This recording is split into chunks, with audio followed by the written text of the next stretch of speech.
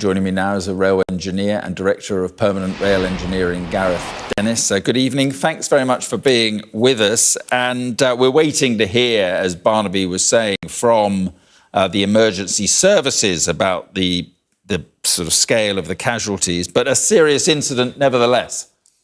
Yeah, absolutely. The images coming through as we're sort of seeing an emerging picture of what's actually happened.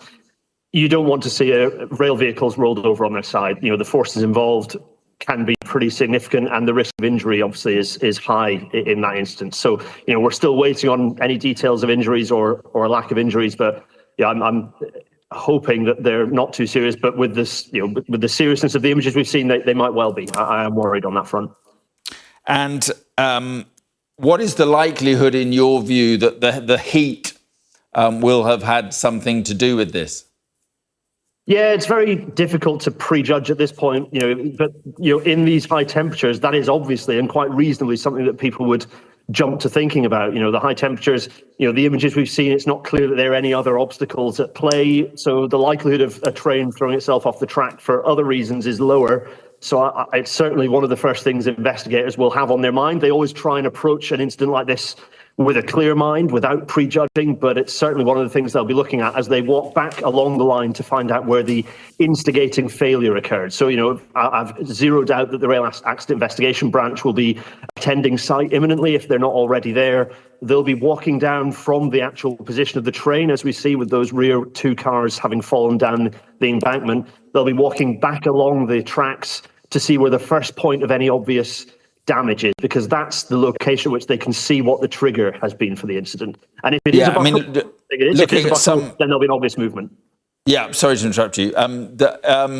Looking at some of the pictures we're seeing, it does seem as if the first two or three carriages were the ones that derailed. I mean, what can you determine from that?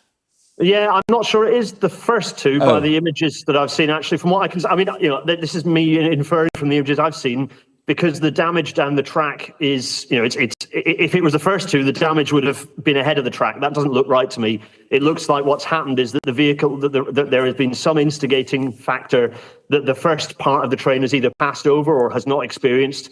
And then the rear part of the train, it looks from the images that I've seen, it looks like the rear part of the train has gone over whatever has interrupted the rail, the running rails, the flow of the running rails, and they've actually derailed, have run along the track for some distance and then have slid down an embankment to one side. That appears to be the mechanism of derailment that I can see from the images I've looked at.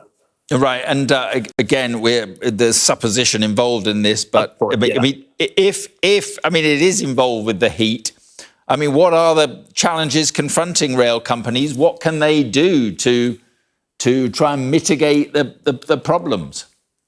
Well, Britain's railway infrastructure is managed by the public body Network Rail. Network Rail are already spending increasing amounts every year on climate resilience, as we call it, on measures, engineering measures to tackle climate change. Some of that is about reducing the risk from track buckles. Now, the best thing you can do to reduce the risk from track buckles is keep track materials renewed, is make sure that you don't have large sections of old track materials, that you've got nice, fresh ballast, new sleepers that can give you an operating railway that runs right up to the high temperatures that we see today.